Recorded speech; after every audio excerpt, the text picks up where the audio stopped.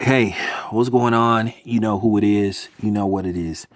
All right, you guys, peep game. I had a chance, like earlier this week. I did an interview with my homeboy, Justin McRay. He's worked around the boxing circuit for 20 plus years. He has done a lot of work with Top Rank. He's done some outside work, so he's been around uh, boxing for a while, and he knows some of the same people I know. And he hit me up and he basically said that he wanted to come on. He said he wanted to speak about a lot of different subjects. And I decided to, let him say what he needed to say. Now, before I play the interview, this is a disclaimer. One thing about me, I let people say what they have to say. We all about having dialogue. I didn't agree with everything he said, but I let him cook. I asked him some questions, and he gave me his opinion based off what he thinks. Now, once again, I didn't agree with everything he had to say, but at the end of the day, he's entitled to his opinion, and I wanted to hear what he had to say. So, you know, this is just basically a caution because I know how over emotional certain people can get or certain fanboys can get over a certain subject. So I'm just asking y'all, you know what I'm saying? Keep your emotions in check. It's okay to comment. You could say I disagree or you agree. But no name calling. No, this dude is out of his mind. Fuck him. Show this man respect. Okay? Straight up. If you say anything disrespectful towards this man, I will delete your comment and I will block you. Once again, I didn't agree with everything he said in the video, but it was a good interview. I think you guys gonna enjoy it. Once again, keep your emotions in check. So, with that being said, here we go. I'm probably gonna break this into 3 to 4, possibly 5 segments because it's a very lengthy interview. So, like I said before, I'm gonna do bits and pieces. Probably it is interview part 1, part 2, part 3, part 4, maybe even part 5. So, once again, let's get it cracking. Let's go. Town business in the building. I got a guest for you guys. This is my homeboy out of the Bay Area, just like me. He's a promoter, consultant, knows a lot about boxing. He feeds me a lot of information. So, I want to introduce my man. He been on the show before, so we happy to bring him back because I needed to get some clarity, and he's going to explain to a lot of you people how the boxing thing works. So in case you guys didn't know what's going on in boxing, he's going to explain to you how a lot of things works because a lot of times you have people on here feeding the public a lot of misinformation. So, I decided to go to a guy that knows the business very well. So, what's going on, Justin? Hey, what's up, man? How you doing? Oh, man, thanks for coming on, man. Thanks for coming on. So, I wanted to ask you some questions because, I wanted you to educate the people on how boxing works, how you put together a fight, and how you negotiate. Because a lot of people seem to be, like I said, putting out a lot of misinformation. So I wanted you, as a guy who's been in the business for a while. How long you been in the business, Jay? I've been in the business 20 years, 21 years, 21 years. I got in the business in 1999. So, could you tell us, how did you get started? Well, I got started with, I wanted to bring a fight to the Bay Area, to the Oracle, with Roy Jones Jr. And Roy Jones had a consultant that pretty much ran his Square Ring Ink Company. Guy named Brad Jacobs, so he's a COO of Top Rank currently. So Roy put us together, and me and Brad been cool ever since. It's my dude. Okay. How long you been remember hands off? Yeah. How long have you been working and affiliated with Top Rank? Well, for the past couple years, I've been doing little things for them, in terms of helping with the promotions.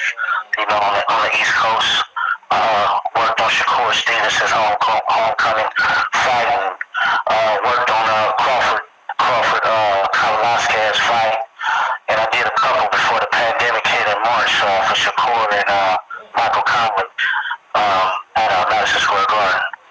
So it's been a little while, and we did a show together. I helped them do a show in Oakland, here in Oakland, back in 2018. Okay.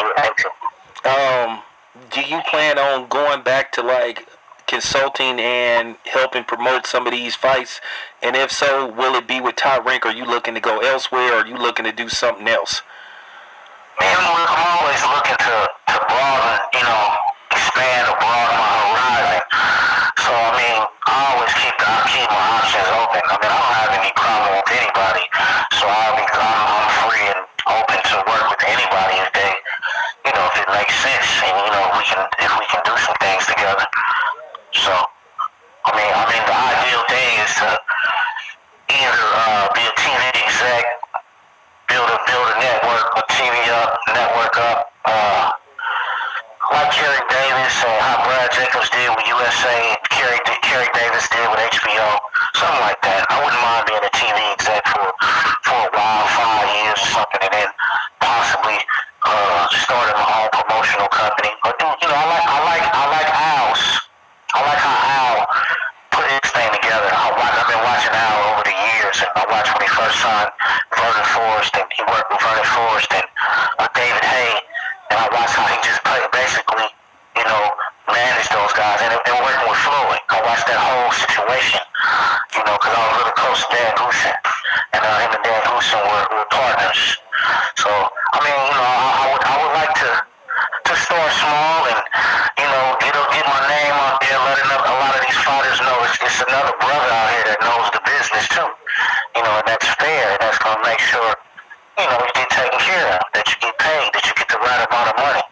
But, where I have a problem is that, a lot of people think that they put their own numbers on fights, and they don't really understand how the business goes. You can't just put your number on it. You can't just think because you're a world champion, you're $1 million fighter. Okay. That doesn't mean you're $1 million fighter because you captured a world champion. Can you sell 10,000 seats in a venue? Can you sell 15,000 seats in a venue? How many viewers are watching you? How many pay-per-view numbers have you done? These things are the things that suggest millions. And I see cats like Blue Blood, I see cats like Capside. You guys talking money, but you guys really don't understand. Like, there's people that put that money up, and that money has to be made back. So it has to be things that coincide. It has to be concrete evidence to show that you can make this money back. So you can't just say the money is there or get mad because somebody offered you $1 million or less than $1 million. You know what I'm saying? Can I ask you something, Jay? Because, like I said, you are about to give people a lot of inside information. Because I wanted to ask you something. What do you think of fighters when they say a certain fight is there? Because I wanted to ask you, a while back, Carissa Shields, I like Carissa Shields a lot, but I wanted to ask you about something she said a while ago when she was saying a fight with, and other reporters were saying a fight with Layla Ali, who, by the way, is like 43, 44, 45 years old. They should both get $10 million apiece, and the money's there, and they could do 2 million pay-per-views. I wanted to ask you, do you think that's possible? And if so, or if not, could you explain that to the people that's listening to this video? Hey, man, I'm going to tell you like this. I respect both of those ladies. It take a whole lot of heart. It take a whole lot of, it take a whole lot for a man to get in the ring, let alone a lady. And though I got much respect, utmost respect for those ladies. And I ain't trying to, I would never try to disrespect them and try to lowball them. But, you have to say, have they ever been pay-per-view? Have they ever done pay-per-view shows? Has Layla Ali, has she ever done a pay-per-view event? I think one. Okay, what were the numbers on that? And how long ago was that? I think it was one of her very last fights, and I don't think it did nowhere near like a million pay-per-views. I don't even think it did like 300,000. I would have to look it up. Okay, back then it was probably what, 25, 30, 40, $40 for a pay-per-view. At the best, at worst case scenario, it was about $50. You know, worst case, you know what I'm saying, maybe 25. Yeah. So with that, has she? So I'm gonna ask this other question.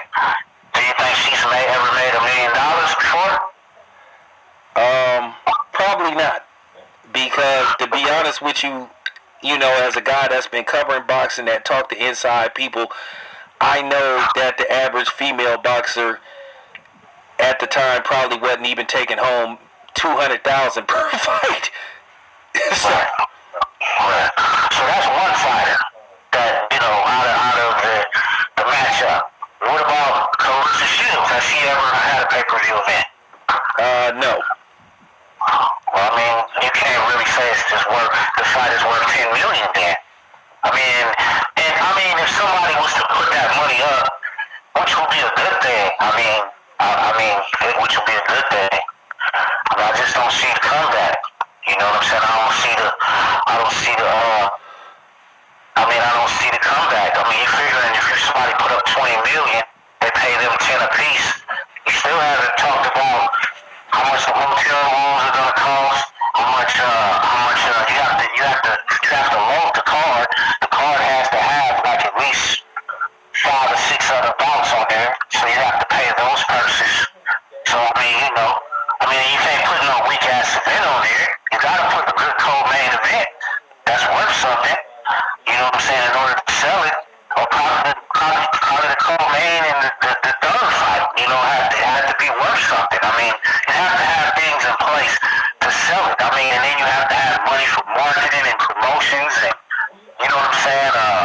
Travel, transportation. You know,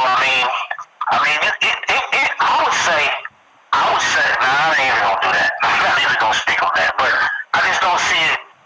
I don't see it doing those numbers like that. You know, that's a lot of numbers. I mean, you gotta probably bring back about 23 million, 22 million. You know, and what is that now? At $75, you do the math. You gotta at least do 400,000. You know what I'm saying? In pay-per-view. Pacquiao's the only one doing those numbers.